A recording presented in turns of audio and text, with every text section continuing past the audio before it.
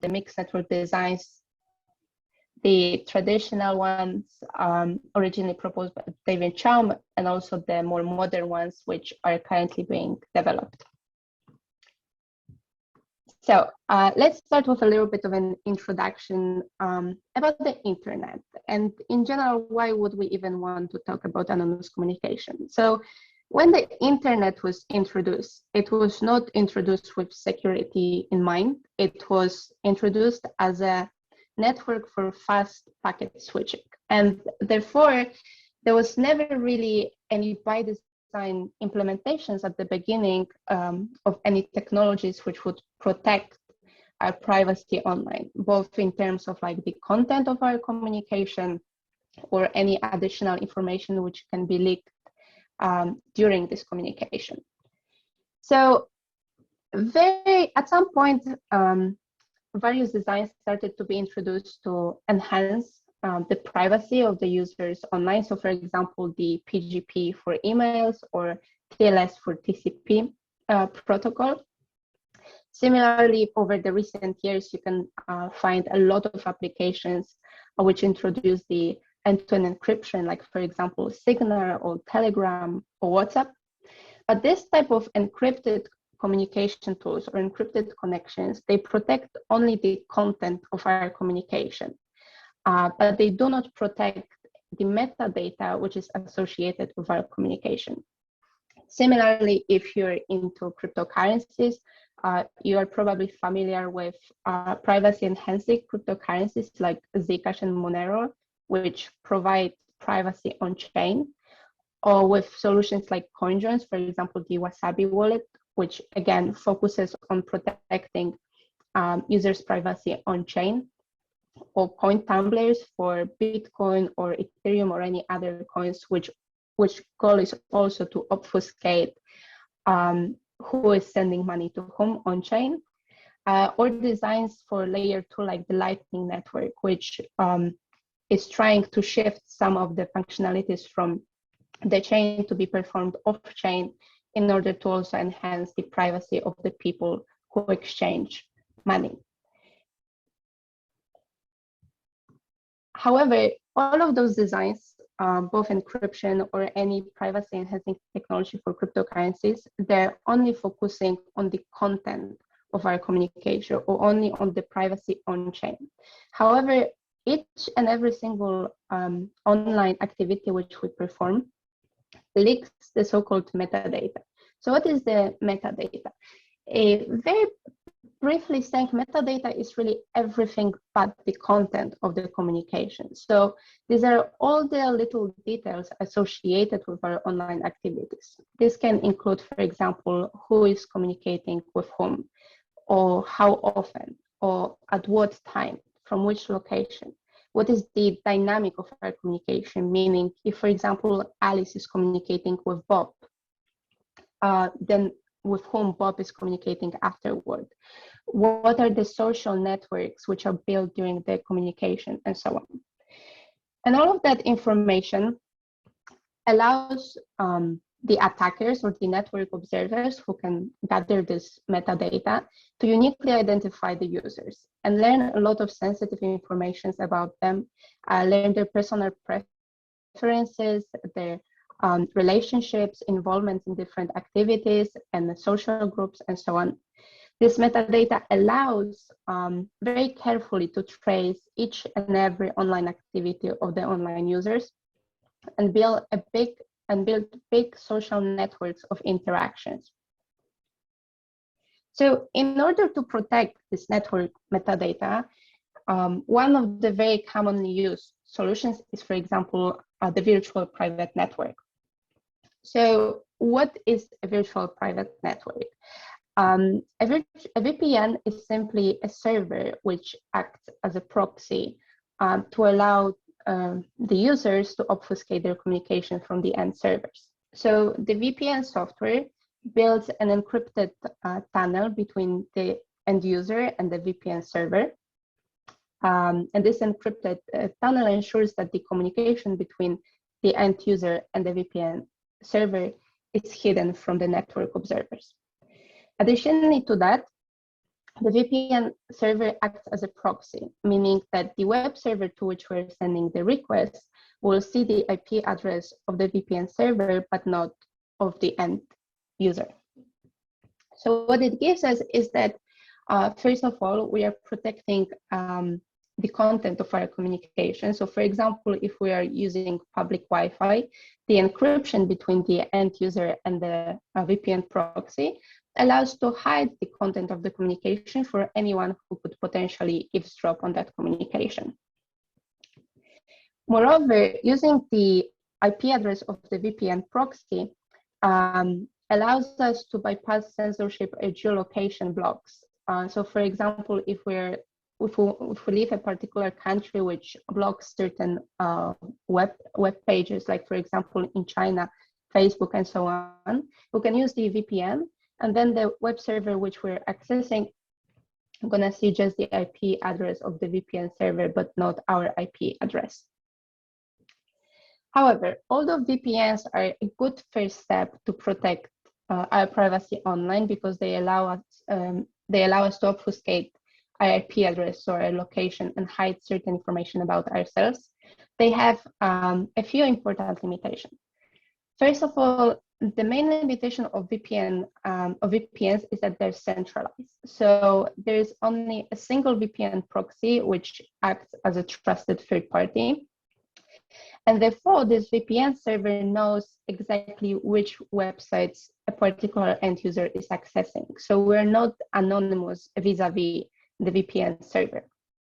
And of course, the VPN providers, they are promising that they won't keep any logs of our communication, but this is just the promise they make, and we just have to believe that they don't do so. And as certain stories show, this is not always the case, because some VPN providers do keep logs, and then they can be legally forced or seized to disclose those logs. And therefore, the protection which they offer us is quite limited, and mostly relies on our trust to the VPN server and what the VPN server is really doing with the information which they observe. The second limitation of the VPN solutions is that they're not resistant to traffic analysis. So looking back at this scheme, you can see that if we have a network adversary who can observe both the connection between the end user and the VPN server, and at the same time observe the connection of the VPN server with the web server, they can very easily correlate the communication based on the timing and the size of the packets which are sent. This is due to the fact that VPNs do not alter the timing or the flow of the packets which they're processing. And this traffic analysis performed by network adversaries can very easily allow them to de-anonymize the users and correlate the end user with the websites which they're accessing.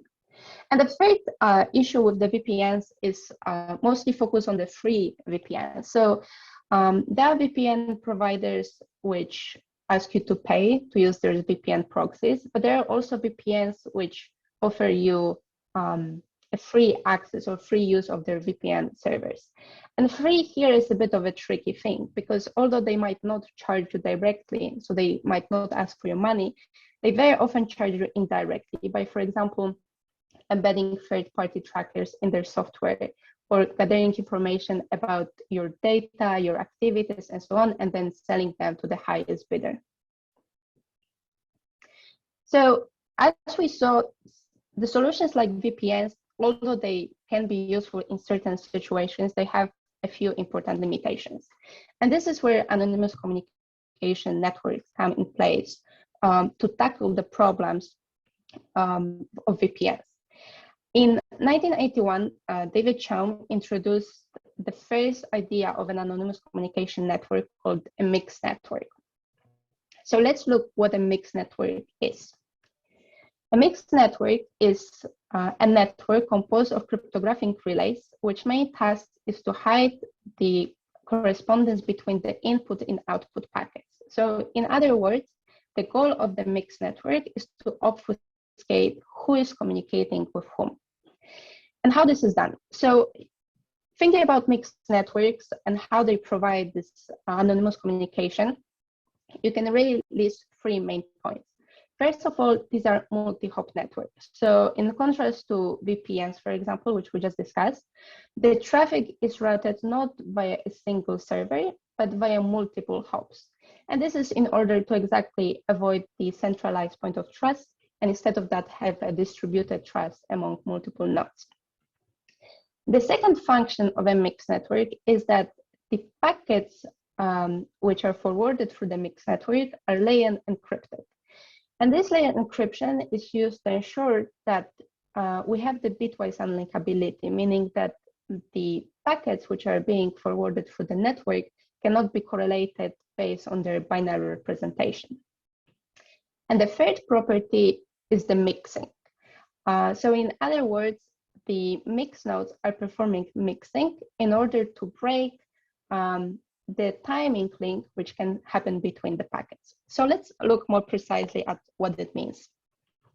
In normal internet, if we forward some packets, these packets can be very easily traced based on their binary representation, because if we have a server to which we are sending a packet, when this packet is exiting, it looks exactly the same. There is no change in its binary representation. Additionally, most of the servers on the internet operate as the first in, first out order, meaning that we can correlate the packets not only on their binary representation, but also on the order in which they arrive into the server. So how did David Chaum propose to tackle those two issues? Well, first thing which I've mentioned was the layer encryption.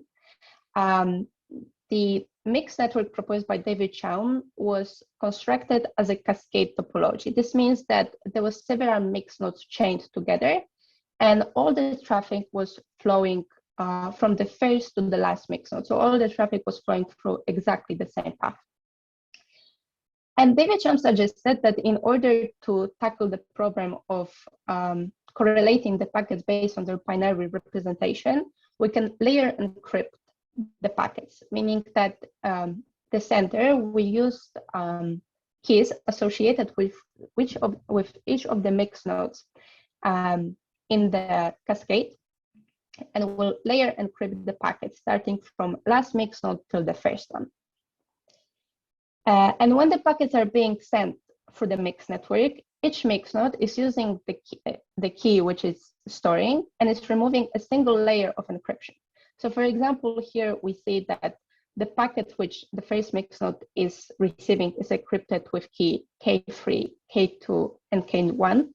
The first mixed node is removing the first layer of encryption, and then is forwarding to the second mixed node a packet which is encrypted only now with key K2 and K3.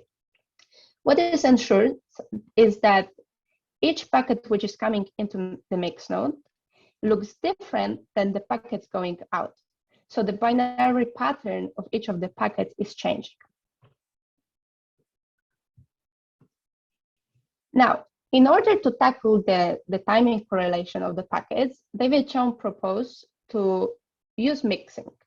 And the original mixing idea which he proposed was the so-called batch and reorder mixing technique, which means that each mixed node had a certain threshold of packets which it first had to collect before forwarding them to the next hop. So let's say that this threshold was 100 packets. So a mixed node was waiting until it received 100 packets. Once it received that threshold of packets, it simultaneously decrypted the packets, so removed one layer of encryption, and reordered the packets following a secret permutation. And after that, the mixed node was flashing the packets to the next hop in the cascade. This reordering ensured that even if the packets arrived in a certain order, the order in which they were forwarded to the next hop was changed and could not be correlated to the order in which the packets were coming into the mixed node.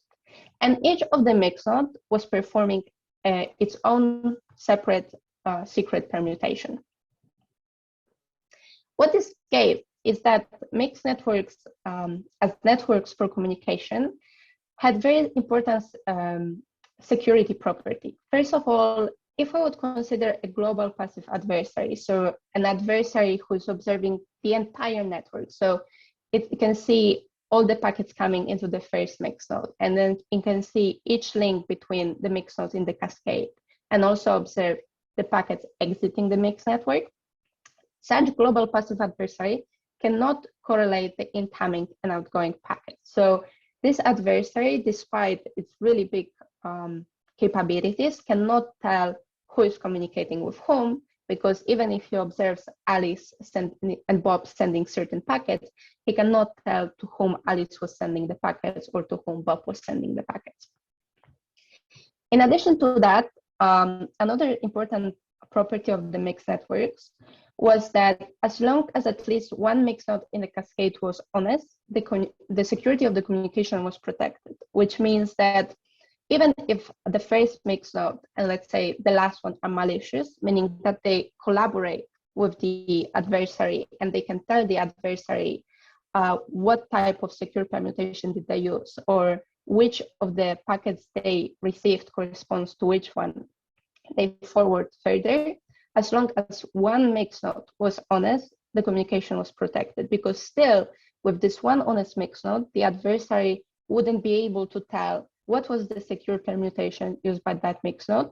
And the adversary also doesn't know the key used by this mixed node, so he cannot correlate the binary representation of the incoming packets with the outgoing ones.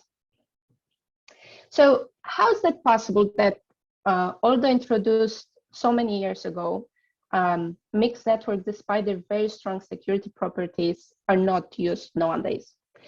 So the original Chaumian mixnet had several important limitations. First of all, the proposed topology of a cascade, so this long chain of mixed nodes, scales very poorly. This is because when the amount of traffic is growing, at some point, the mixed nodes become congested, or the threshold which is used is not large enough. So the packets will have to wait a very long time to get into a particular batch and be processed and forwarded. The only way to really scale this network is to replace the mixed nodes with much more powerful ones. The second limitation of the Chaumian mixnet was that for onion encryption, Chaumian mixnet was using public key cryptography, which is very time consuming. Another limitation is that, as you probably can imagine, the anonymity set offered by this mixed network is limited to the size of the batch. So if a mixed node is having a threshold of 100, or this batch size is 100, this means that the anonymity set of particular packets is only 100, because the adversary can see in which batch messages can be processed. Of course, this is given that the adversary can observe at which time the packets are arriving. Another limitation, and this was one of the most important limitations, was end-to-end latency. So when you're sending packets into the mixed network, the Chaumian mixed network, you cannot predict in which of the batches your packet will be processed. So if the batch size was 100 and there were 1,000 packets coming per second, you can very easily see that there would be a lot of congestion and the packets would have to wait a very long time to be processed. And because of that, the Chaumian mixnets were suitable for applications like, for example, email, but they were not suitable for any applications which are much more latency sensitive, for example, web browsing, instant messaging, and so on and so on. In addition, as the research showed later, after the paper with the first mixed network was published, the Chaumian mixnets were vulnerable to traffic confirmation attacks and active attacks. And I'm going to later explain during this talk what are this type of attacks. And another big limitation was that the set of mixed nodes, which was used for the mixed network, was determined by a central authority. So despite being a decentralized network, there was one trusted entity which was picking the mixed nodes for the mixed network. So one could say it was not really a decentralized design if there is one single entity deciding how the mixed network will look like. So as the answer to the limitations which the mixed network had, onion routing was proposed. And Tor is nowadays one of the most popular implementation of onion routing available. So what is Tor? Tor is also a decentralized network of relays. It operates similar to the mixed network in respect to the fact that it is a multi-hop network. So let's say that our user would like to access a certain website. In order to do that, the user uses the Tor browser, which builds a circuit. A circuit is simply a path composed of 3 Tor relays: the entry node, the middle node, and the exit node. And this path is called a circuit. And the circuit is, we say it's a long-lived circuit, meaning that once the circuit is established, each and every of the packets generated by the user, which he's sending to access a certain website, is flowing down the circuit. And similarly, the circuit is bidirectional, which means any possible response from the web server will be flowing down the circuit back to the user. The packets, similarly as in terms of the mixed networks, are onion encrypted. So the user encrypts the packet with a key of each of the intermediate nodes. And when the user is sending the packet, each Tor relay is removing a single layer of encryption, with the exit node removing the last layer of encryption. So the connection between the exit node and the web server is done in plain text, so the exit node can see which website is being accessed.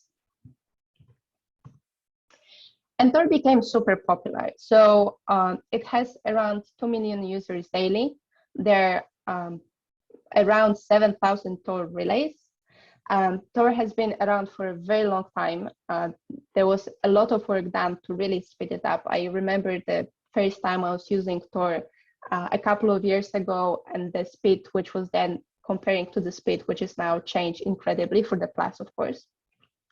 And in addition to the performance boost, Tor also introduced several interesting features, like, for example, hidden services or bridges. So hidden services are a special type of services which exist in the Tor network, meaning that if you want to access this hidden service, you don't learn the IP address of the service, but you only need the onion address. And the onion address is a special type of address introduced by Tor, which allows the users to access this particular service without really learning the IP address or the location of that service, which is very nice. Bridges, on the other hand, are also a special type of entry nodes in Tor. So in general, the entry nodes of Tor are listed in the directory by the Tor authorities. And the problem with that is that certain ISPs might try to block those entry nodes, so you wouldn't be able to use Tor at all. However, the bridges are a special type of nodes which are not listed in the by the Tor authorities, and therefore it's much harder to block them. So if you want to try to use Tor and you can see that the ISP is, for example, blocking the usual entry nodes, you can go and use bridges and still access the network via the Tor browser. However, despite the fact that Tor without DApp is one of the best anonymous communication networks out there right now, it has several limitations. So if you're gonna take a look into the Tor white paper, you're gonna see that they point indeed that Tor was designed to resist local adversaries. So adversaries who can control only a small part of the network, but it was not built to resist traffic analysis. And indeed, similarly, like in case of the VPN, Tor does not alter the timing of the packets, and it doesn't alter the flow of the packets, the ordering and the size of the stream which is being processed. So despite the fact that the packets are forwarded in fixed size cells, still the ordering and the intensity of the flow is not being obfuscated. And because of that, Tor is vulnerable to, for example, end-to-end correlation attacks and the flow correlation attacks, meaning that if the adversary can control the first and the last hop, he can very easily figure out which websites a particular user is accessing. And of course, it comes without saying that because there's no timing obfuscation, if we would consider a global passive adversary, so the adversary can observe every single link in the network, of course, such adversary would be able to very easily correlate the traffic generated by the users. But as the time showed, Tor is also vulnerable to the website fingerprinting attacks. And these, surprise, surprise, are attacks which require much weaker adversary than the end-to-end correlation or the global passive adversary. A website fingerprinting attacks can be performed by the local attacker who is observing just the connection between the user and the first hop in the Tor network, so between the user and the entry node. And I'm not gonna go into big details, but in general, how such attacks work is that the adversary first visits certain websites of his interest via the Tor browser, and he is recording the fingerprints, so really the flow of the packets on the link between his Tor browsers and the entry node which he used. And later, once he captured all those fingerprints, he can target particular users and observe the flow on the connection between their Tor browser and the entry node, and try to match the fingerprints which he observes with the fingerprints which he generates on his own. And when he does a successful matching, then he, of course, very easily correlated that a user is accessing this particular website, which the adversary was also accessing earlier. In addition to the lack of traffic analysis resistance, Tor has also some other smaller or bigger limitations. So the Tor relays are run by volunteers. There's no incentive or no payment to really for running the Tor relays. This has a lot of positive aspects, but also some limitations, because sometimes it means that the Tor relays, the machines which run Tor relays, are very poorly maintained, and this might impact the reliability of the network. Moreover, Tor, despite being a decentralized network, relies on semi-centralized components. So the directory authorities who decide which nodes will be included in the set of active Tor relays are hand-coded in the Tor source code. So, and I think if I could remember, it's around 7 or 9 authorities, which means it is kind of like a semi-centralized solution. So there's a group of people who can decide which Tor relays will enter the set of active nodes. And this, of course, can be problematic if someone can bias those people. And last but not least, limitation of Tor is the risk which the exit nodes are taking. So the exit nodes in the Tor circuit are the ones which are connecting with particular websites. And because they remove the last layer of encryption, they see exactly what website request is being done. And sadly, this means that those nodes can be held liable and might face some prosecutions from the authorities if the websites which they're accessing are, for example, controlled by the authorities or are not allowed to be accessed, and so on.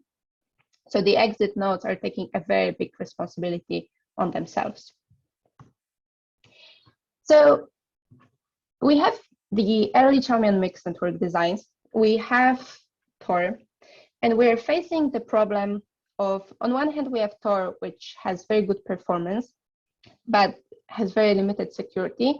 On the other, we have the mixed networks, we have very strong security, but at the same time, the performance is very limited, and simply they cannot be used for the communication nowadays. So how can we improve the mixed networks? Right now, I'm gonna give you a bit of an overview of what are the important aspects when building anonymous communication mixed networks, and how potentially we can improve, or how certain today existing more modern mixed network designs improve the design in order to provide both the security and good performance. So in general, when we talk about building anonymous communication networks, we focus on three things: the scalability, the anonymity, and the latency. So what we would like to ensure is that the network can scale well, so it can support a lot of users.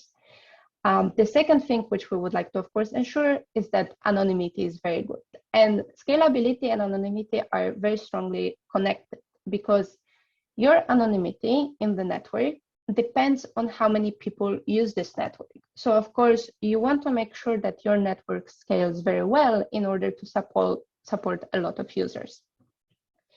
And the third property is latency. So of course, we would like to make sure that despite the fact that we have to use cryptographic operations or some mixing techniques and reordering of the packets, we would like to ensure that the mixed networks can be still usable for various use cases, not just emails or like low latency communication, the high latency communication, but it can also be used for the low latency communication, like instant messaging, web browsing, and so on and so on.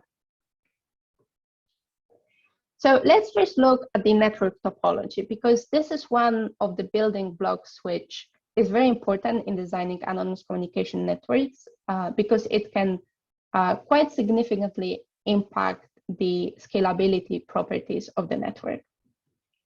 So as I've mentioned, the original Chaumian mixnet was using the cascade topology. This is type of a client-server architecture, so there is a very clear distinction between the end users and the mixed nodes processing the packets. So the end users are responsible just for sending and receiving traffic, while the servers hosting the mixed nodes are responsible for processing the packets, so performing the cryptographic operations, performing the mixing, and so on. And as I mentioned earlier, the cascade topology scales quite poorly. And you can see it on this graph. You can focus at the beginning just on the purple line. So as you see, when the number of users is growing, so the volume of traffic is increasing, the latency is also increasing. And this is due to the fact that, as I said, each mixed node in the cascade has a certain threshold of packets which it has to gather before processing and forwarding, and this threshold is fixed. It cannot be dynamically adjusted. So if the volume of traffic coming into the mixed network is much larger than the batch size which the mixed nodes are offering, the packets will have to queue for a very long time, and the network will be becoming more and more congested. So one alternative solution to improve the scalability of a mixed network, of any anonymous communication network, is to replace the single cascade topology with a multi-cascade topology. So this is an idea suggested by David Chaum just a few years ago in his new design called CMIX. And the idea is that we use multiple cascades which operate in parallel. So again, this is a client-server architecture. And once a certain cascade becomes congested, we simply just turn on another cascade to support the additional traffic. So ultimately, at some point, we'll have multiple cascades running in parallel in order to support increasing volumes of traffic. And as you can see on this purple line, indeed, this helps with scalability, because we avoid the problem of the network becoming very congested. So if we implemented our idea very well, and we have a way to very quickly turn on and off the cascades, we can ensure that there's no congestion and the latency is within particular bounds. However, as you can see, this blue line shows anonymity. And you remember I've mentioned that in the original Chaumian mixnet, the anonymity set is bound by the size of the batch each mixed node is using. So if, for example, the batch size or the threshold which the mixed node is using is 100 packets, this means that your anonymity size is just 100. And as I said, scalability is very important because your anonymity depends on how many people are using the network. So in general, what should happen is that you're gonna profit from the increasing number of users in the network. However, with the multi-cascade topology, that's not the case. still your anonymity will be the same as if you would use a single cascade. This is because those cascades are disjoint. So each of the cascades is an independent entity. This means that the traffic which is flowing will enter either the first cascade or the second or the third one or the fourth one. So the anonymity sets per each cascade are disjoint, again, are just bound by the threshold defined in the system. So this is a bit of a pity, because despite the fact that we improve the scalability and we have a much better latency than we would have with a single cascade topology, we don't profit from the increasing number of users at all. So there are two network topologies which scale very nicely. One is the peer-to-peer topology, and the other is the stratified topology. So a peer-to-peer topology is a topology which is not based on the client-server architecture. It's a peer-to-peer architecture, which means that the end users act both as end users and as intermediate mix nodes.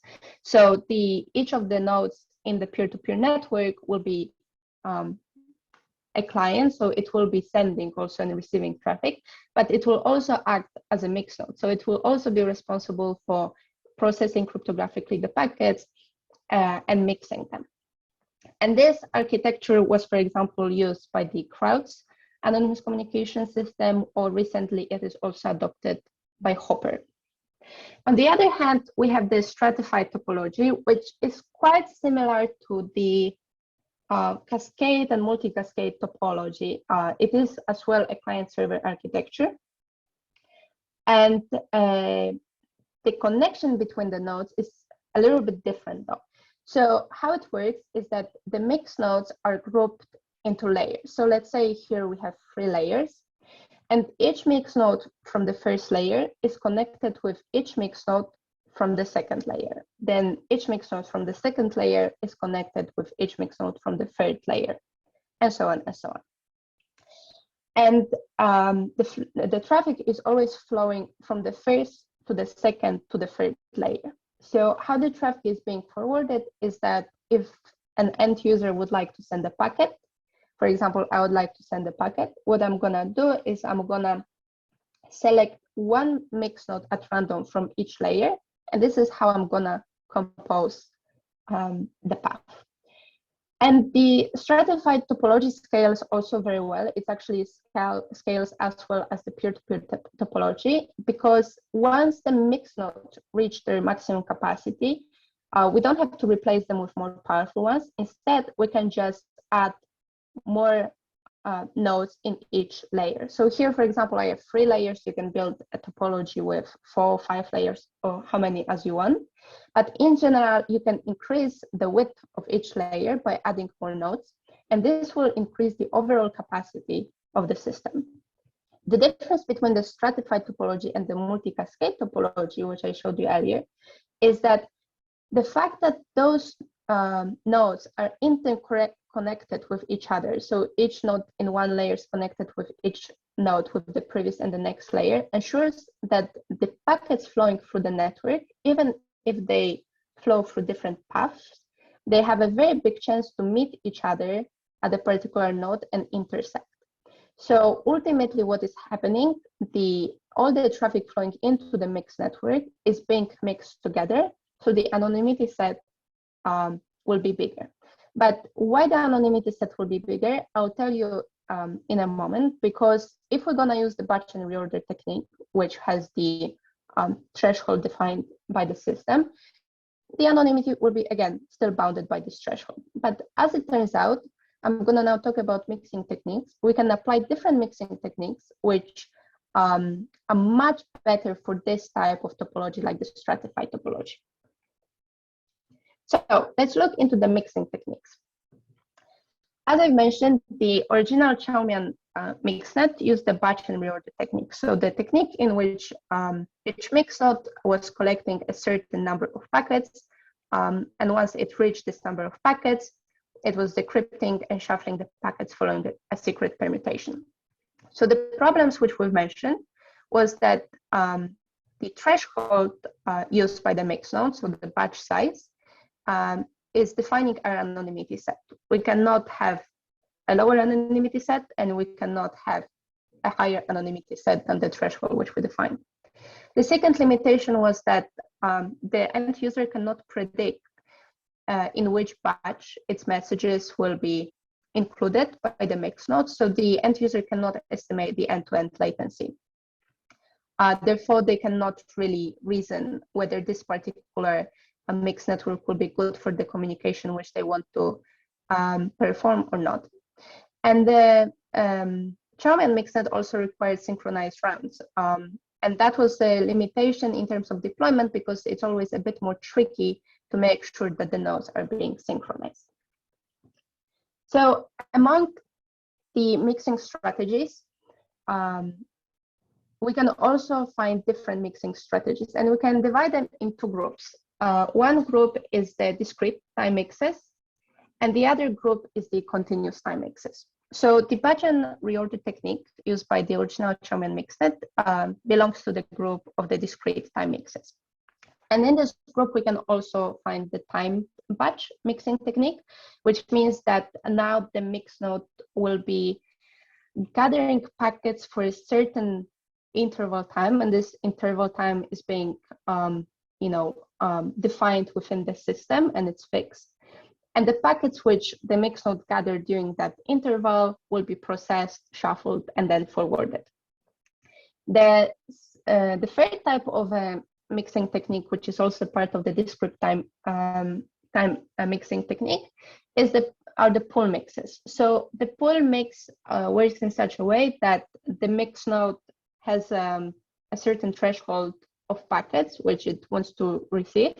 And once the mix node receives this number of packets, then he will pick randomly a subset of them, decrypt them, shuffle, and forward.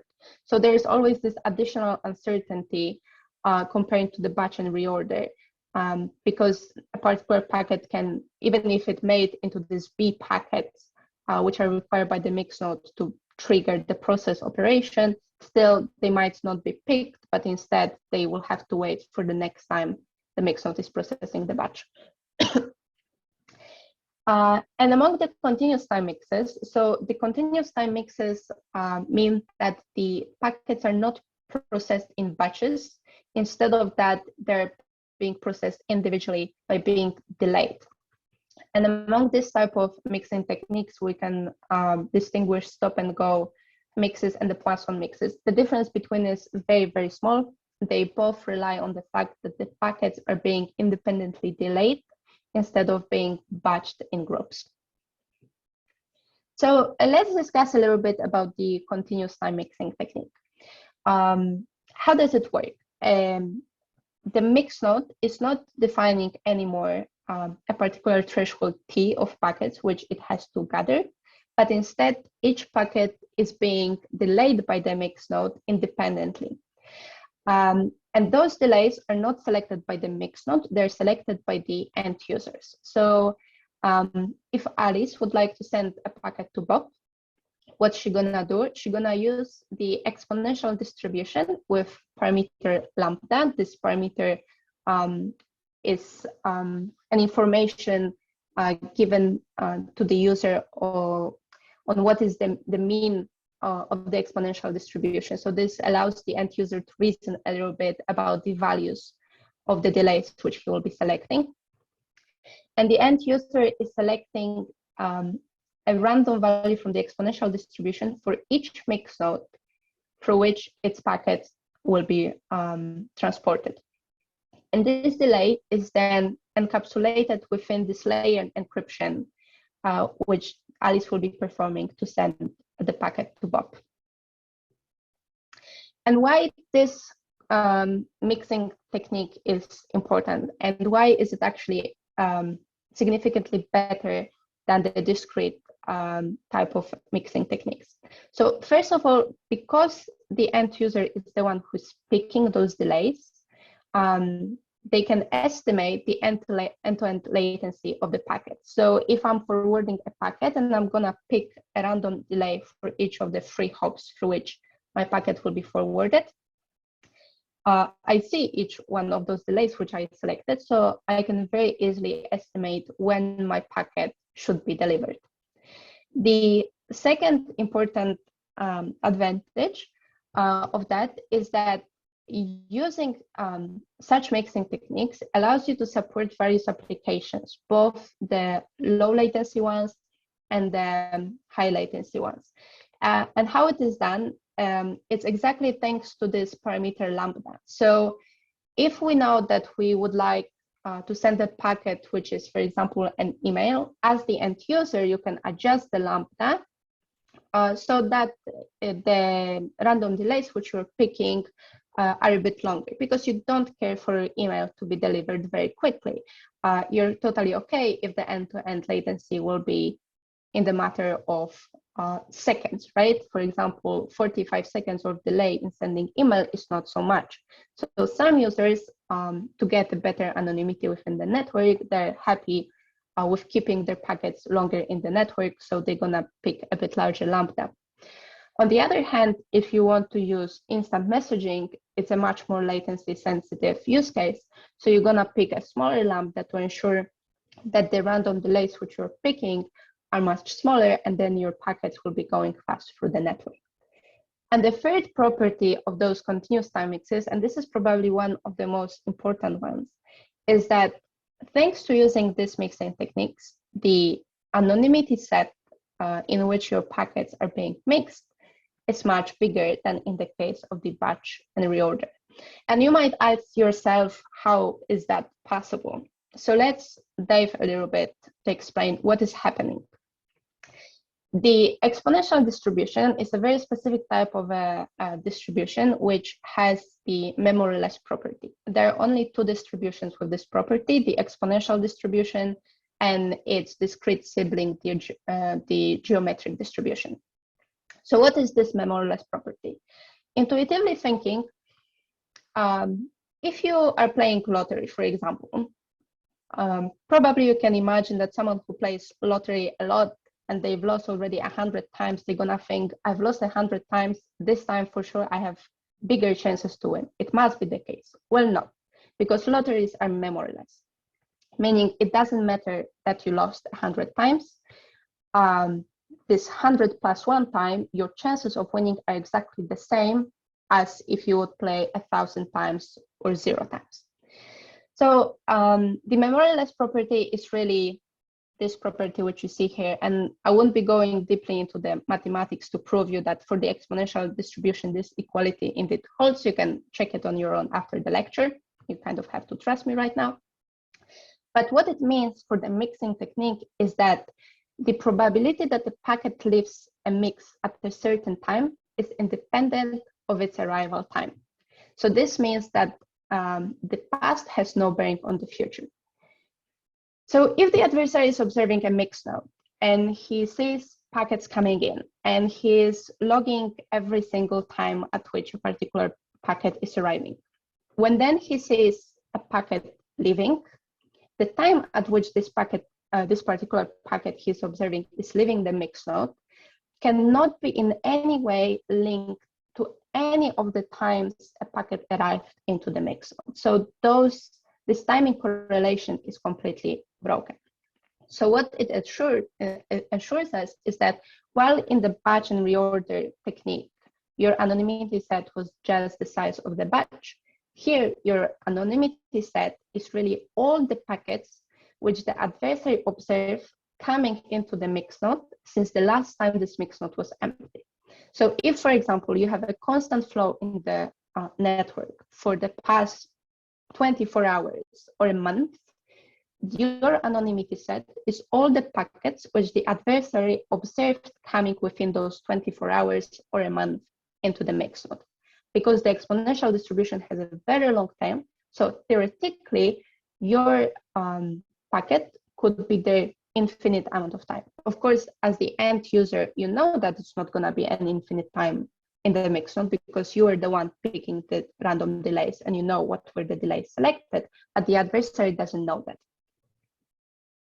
So how does this mixing technique combine with the topologies which we discussed. So you remember I've mentioned that the stratified topology and the peer-to-peer topology, they scale very nicely. But as it turns out, if we want to apply a continuous mixing technique, only one of them is a good topology to select, and this is the stratified topology. And this is exactly the thing which I've mentioned earlier, because all the paths are all the possible paths a user can pick through the network are intersecting. The mix node, the packets flowing through the mix node can meet at different hops. And thanks to this memoryless property, the anonymity will be constantly increasing when the volume of traffic is increasing. So in that setup, you indeed take the advantage of the fact that there might be more and more users coming into the network. And how about the peer-to-peer topology? And here's a bit of a disappointment, because it turns out that although the peer-to-peer topology scales very nicely, with this mixing technique, it's going to give you a very poor anonymity. And this is due to the fact that the more users are joining the peer-to-peer topology, the bigger the network becomes, right? Because each user joining acts both as a mix node and as an end user. So the network becomes bigger and bigger and bigger, but still the traffic which is flowing cannot be so big to fill each and every single link.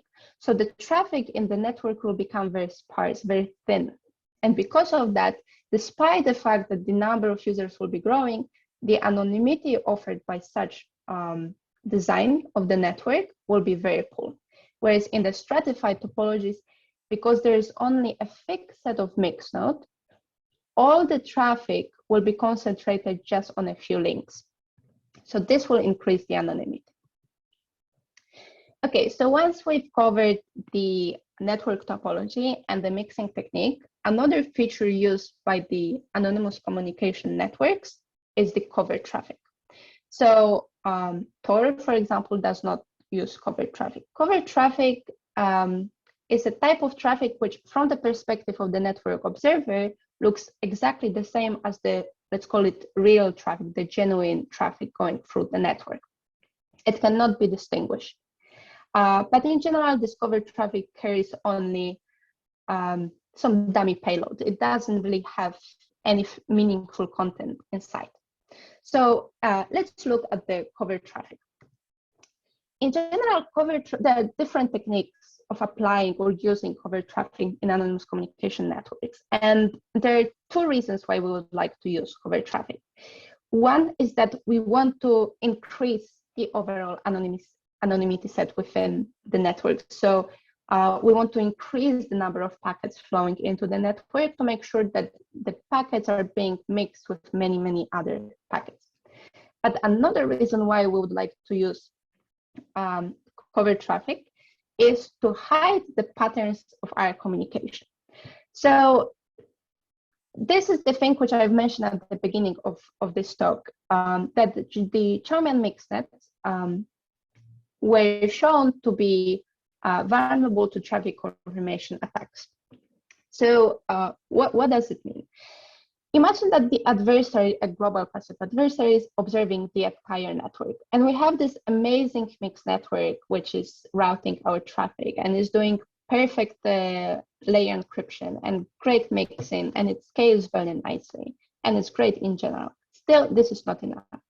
Because if the adversary is observing the senders and the recipients, so he's just observing all the users, if he's gonna observe a sudden burst of packets being sent by Alice, and at a very close time proximity, he will observe a burst of packets being received by Bob, he will be able to correlate that Alice and Bob are communicating, despite the fact that the flow and the timing characteristics were altered by the mixed network. Still, based on, for example, the volume or the number of packets, he will be able to correlate who is communicating with whom. And this is where we can apply covered traffic to obfuscate that. So as I mentioned, there are different types of covered traffic which can be used, but I will explain you the idea of the loop covered traffic. So loop covered traffic is a type of covered traffic in which the loop covered packets are being sent by a particular sender, let's say Alice, and as its final destination, the packet has encoded again Alice. So the packet will go from Alice through the entire mixed network back to Alice. And of course, those loop covered packets are indistinguishable from genuine packets, so the actual packets used for communication or exchange of content. And neither the network observer, neither the intermediate nodes cannot distinguish the covered packets from the real packets. And similarly, as there are different types of covered traffic, there are also different ways of sending covered traffic. But the one which I would like to focus on during this talk is the idea of using the Poisson process for sending covered traffic. So how it works, imagine Alice as the user is sending her request to Bob. What's going to happen is that the mixed client, which Alice is using, will store those packets into an internal buffer. And this internal buffer is managed by a Poisson process, meaning that it's a process which is running infinitely, and it wakes up every random exponential amount of time. And when this process wakes up, it's going to check this buffer. If there is a real packet added by Alice, this packet will be sent. If not, this process will send a loop covered packet. So what is it going to cause? Well, it's going to cause that from the perspective of the adversary who will be observing this connection of Alice's mixing client with the first hop in the network, from the perspective of the adversary, all the packets look the same. So the adversary cannot tell whether Alice is really communicating with someone or not.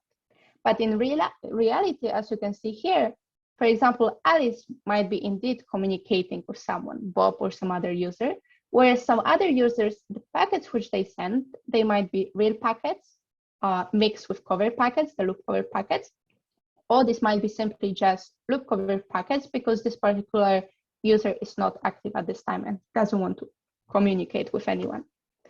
But from the perspective of the adversary, this is indistinguishable. So what the adversary thinks is that possibly each and every single of those users is trying to communicate with someone. So all of the users appear active. Keep in mind that the adversary is observing this link between the mixednet client and the first hop. This link might not be even possible to observe by the adversary because, for example, Alice might have on her mobile phone an app which is a messaging app, and also the app which is the mixednet client. So all the exchange of packets between her actual messaging app and the mixednet client will be done within her phone.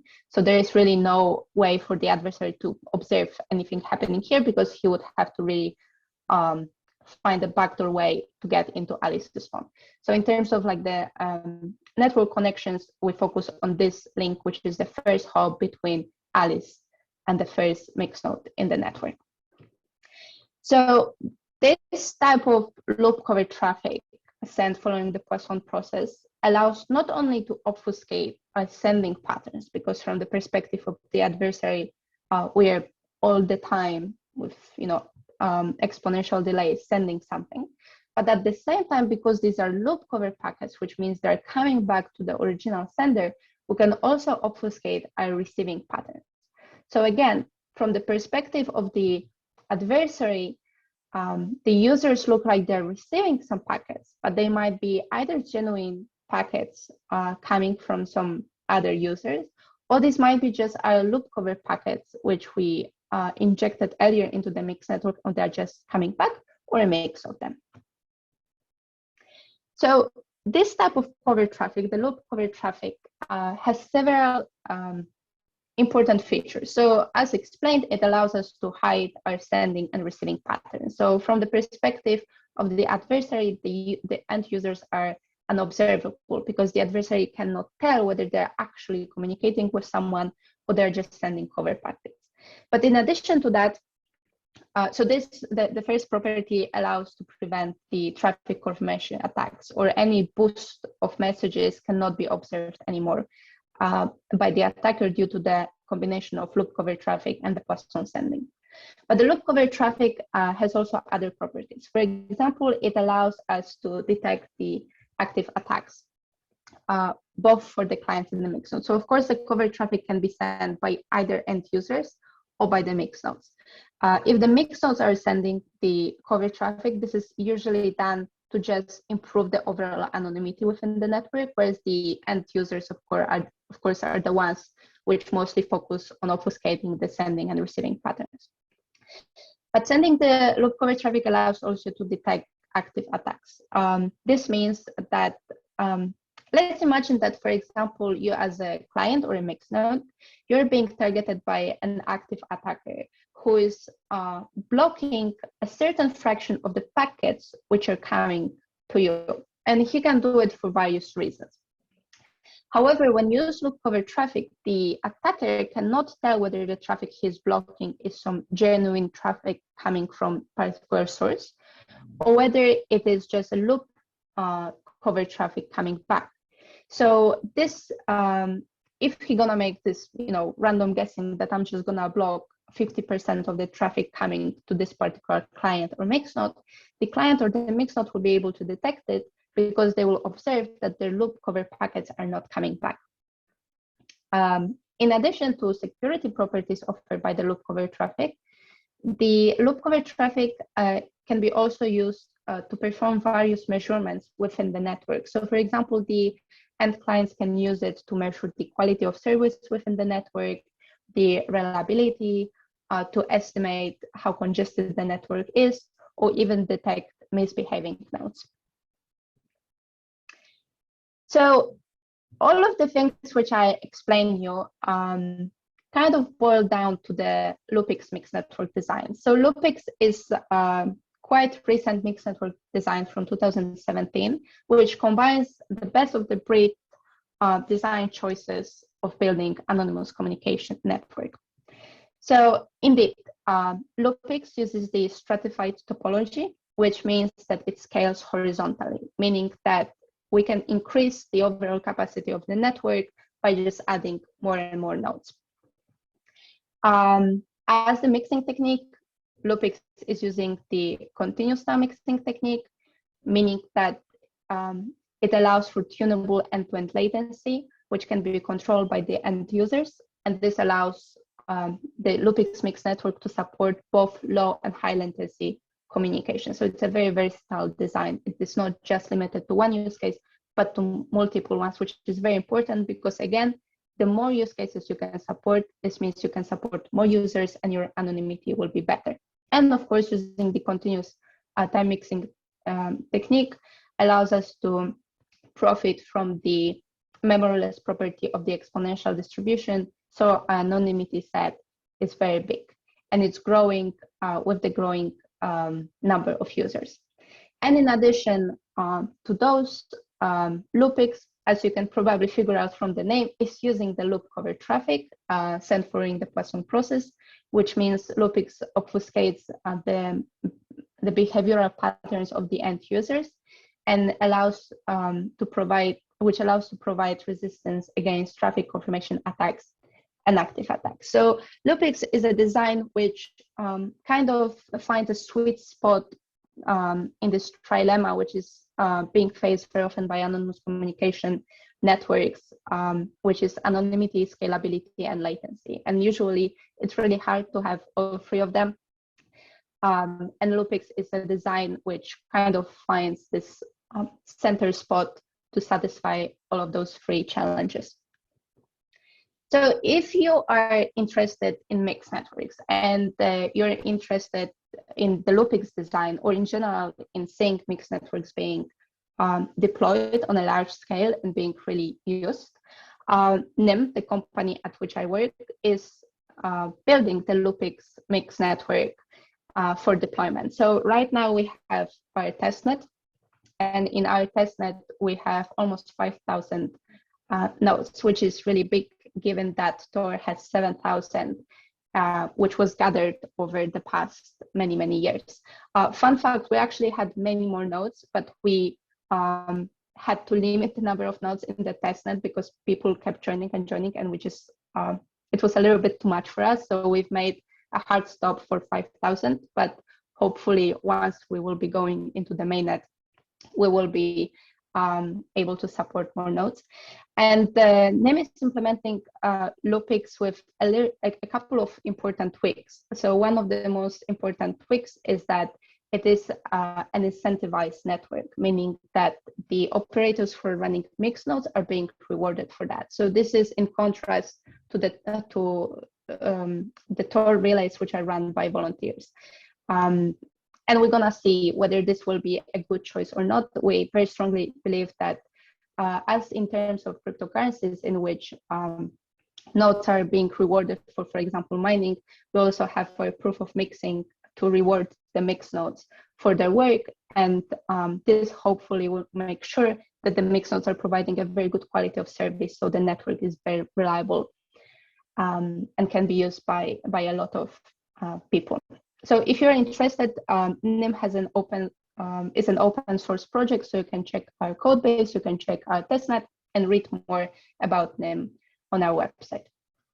So I think I'm gonna pause it here. If anyone has questions, please feel free to ask now or later. Feel also free to send me an email if you would like.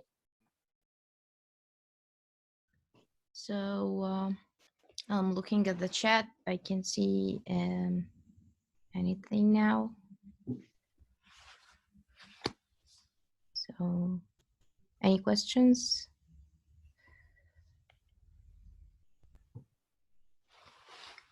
I'm gonna stop sharing in the meantime.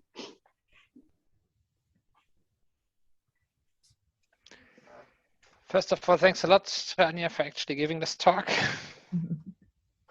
Thank you for inviting me.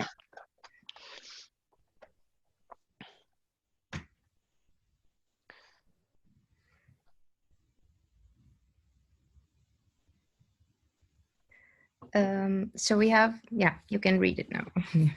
Yeah, there is indeed a question. So the question is, would you please compare CEMIX with this NIM product? Yes.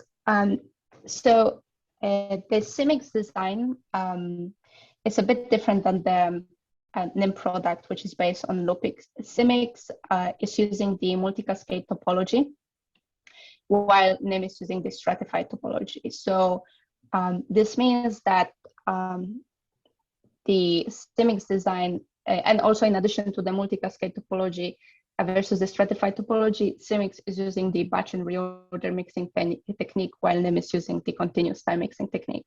So this is exactly the problem which I was explaining, that CEMIX, despite being a nice mixed network, has a very limited, first of all, anonymity set, because it's just bound by the size of the batch defined in the system, whereas NIM can offer much better anonymity. Second of all, the end-to-end latency in CEMIX is much, much higher than in NIM, because exactly of the same problem, that although multi-cascade topology allows to scale the network, still the end users cannot predict what is the end-to-end latency, because they have no guarantee in which batch their packet will be processed. So this is also imposing a bit higher end-to-end latency than the NIM mixed network. And I actually wrote a very detailed comparison between CEMIX and NIM. So I can at some point share it. I don't know, maybe we can put it on the SAC website, or I can even quickly copy paste the link here if you're interested. Yeah, sure. If you want to share any documents to be posted on the SAC website, we'll do that. Yeah, for sure. Yeah, sure. Okay. So I'm not a lot familiar with the mixnet area, but at the beginning you explained the basic SHOM mixnet, and then the basic or the Tor one. So the Tor, you said there are only 3. So in SHOM, the length of the mixes is static, right? So they are chosen by the central authority, but they are not 3. They can be anything, right? Yes, they can be more. They can be more, yeah. But in Tor, it's only 3, so the entry, the exit, and the middle node? Yeah. Yeah, so the number 3 is kind of like this, how to say it, this gold number, which we accepted in anonymous communication. So of course, in terms of the original Chaumian mixnet with the cascade topology, or the CMix multi-cascade topology, or even the stratified topology, you can of course build much longer cascade or add more layers in the stratified topology. So the path through which the packets are being forwarded is much longer. This has pros and cons. So basically the most important limitation is that the longer the cascade, the larger the end-to-end latency. So this has a direct impact on the end-to-end latency. And in terms of the original Chaumian mixnet, in which we have the cascade combined with batch and reorder, there are really no profits from that because, again, our anonymity is bound by the size of the batch, which the mixed nodes have. So by having more mixed nodes, we don't really significantly improve our anonymity. We only extend the end-to-end latency.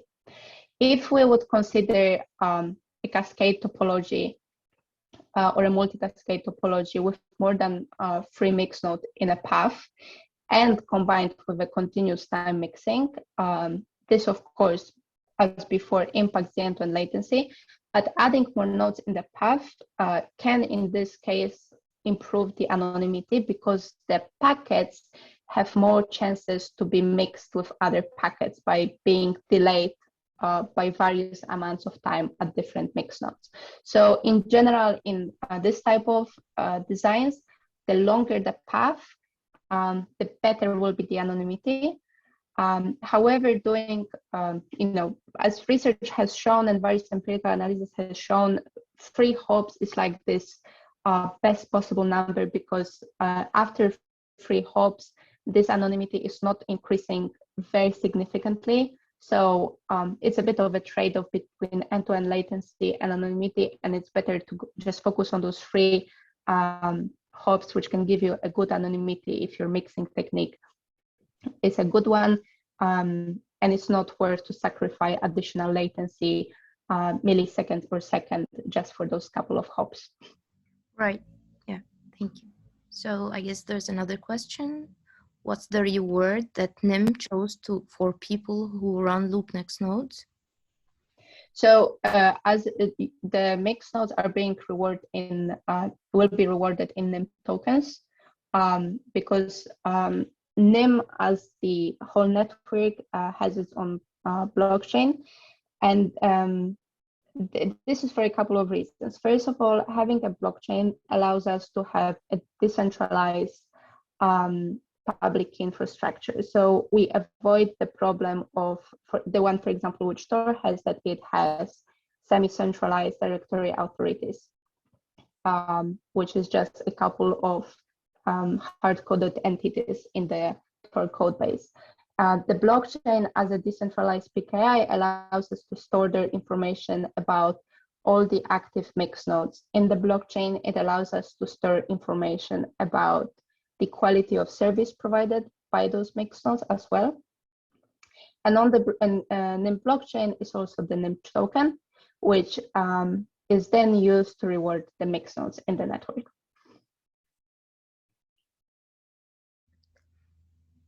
Thank you. So Kai, yeah, thank you. So any more questions?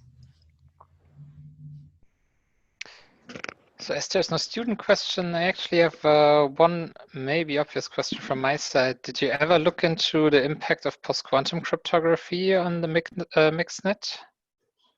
So it's not something what we're actively looking at right now. However, it is one of the things which we want to look into, but probably after the mainnet launch. So in general, this is something on our roadmap, which we consider a very important question, and for sure at some point, probably in around a year time, we will be looking deeper into that, but right now we're not. However, if you're interested, it would be great if you can get in touch, because we need some people who are knowledgeable in those topics.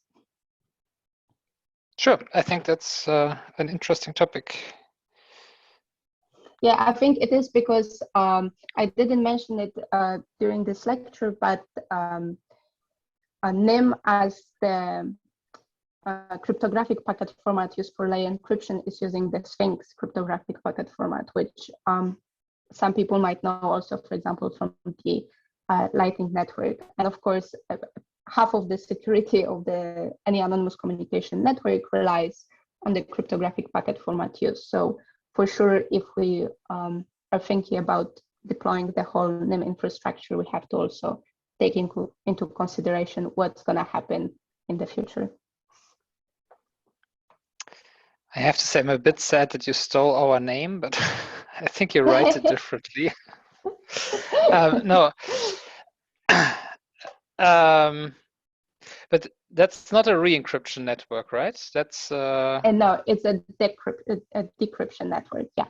So the user is preparing the packet before sending, so it's layer encrypting, and then each mix node is just removing a single layer of encryption, but it's not re-encrypting the packets. Okay. It's just encryption, decryption. So the crypto-prim algorithms that are used are only encryption, decryption, right? So there are. Yes, mostly. I mean, decryption, encryption, some additional like hashing for the packet format, but yeah, that's mostly it. At NIM, for the more advanced features, we will want to have a distributed way for verifying that the mixed nodes are honest, and based on that rewarding. So for that, we'll be using VRFs. But this is still an ongoing work. But in general, in terms of crypto primitives, it's mostly right now encryption, decryption. Yeah. Thank you.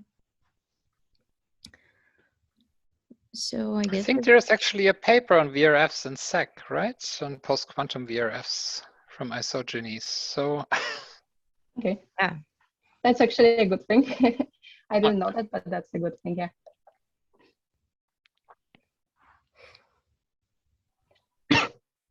So I guess now we can, do you want to take like a 5-minute break, or you're good to go?